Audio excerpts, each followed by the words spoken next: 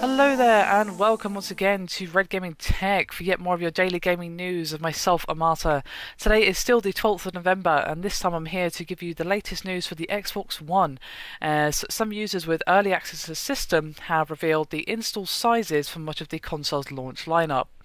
Now, for those of you who were paying attention on Sunday just gone, you will know that a small number of customers did receive their consoles last week due to a shipping error by the US retailer Target. Now, Microsoft has since blocked the consoles from Xbox Live until launch, but that isn't the topic of this video.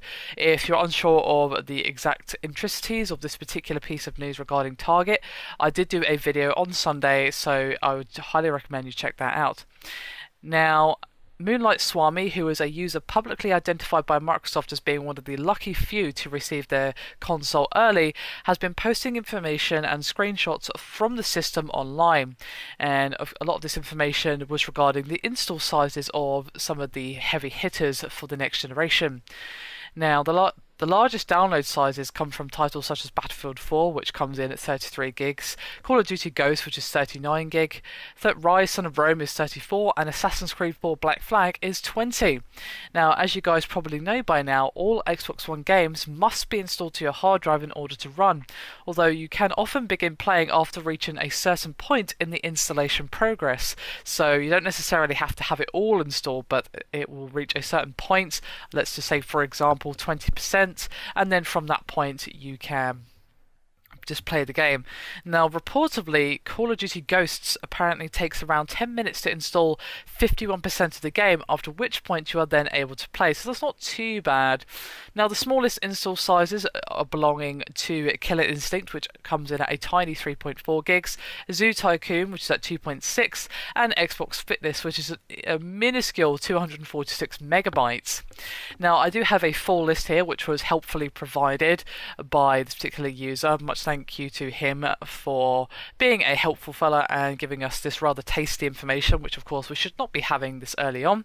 So we have Assassin's Creed 4, which is of course 20 gigs, Battlefield 4 again at 33, Call of Duty Ghosts at 39, Dead Rising 3 is 19 gigs, FIFA 14 is 8, Fighter Within is 9.2, Forza Motorsport 5 is a rather hefty 31 gigs, Just Dance 2014 is 22 gig, Killer Instinct is 3.4, Loco Cycle is 13 gig, Madden NFL 25 is 12 gig, NBA 2K14 is 43 gigs, which has to be one of the larger sizes on this list. NBA Live 14 is 9 gig, Power Star Golf is 3.9, Ryse Son of Rome is 34, Skylanders Swap Force is 15 gig, Xbox Fitness is 246 megabytes, Zoo Tycoon is 2.6 gig, and Zumba World Party is 24 gigs. So there you have it. I don't think anyone is going to be surprised to see a 1TB Xbox One hard drive coming onto the market not long after release. I wouldn't be surprised to see a similar thing for the PS4, as of course these game sizes are rather large, and if you're going to be playing a lot of games, you're going to fill up the hard drive that comes with the device, regardless of your device of choice, fairly quickly, even if you're fairly vigilant about deleting the install. And I think that some people might be concerned that that would remove their save file, but I don't think you have to worry. They are saved separately, at least with the Xbox 360, so I would assume that it would be the same with the Xbox One. But of course, we don't know that for sure. I'm sure we'll find out closer to launch, but I would be surprised if it worked any other way.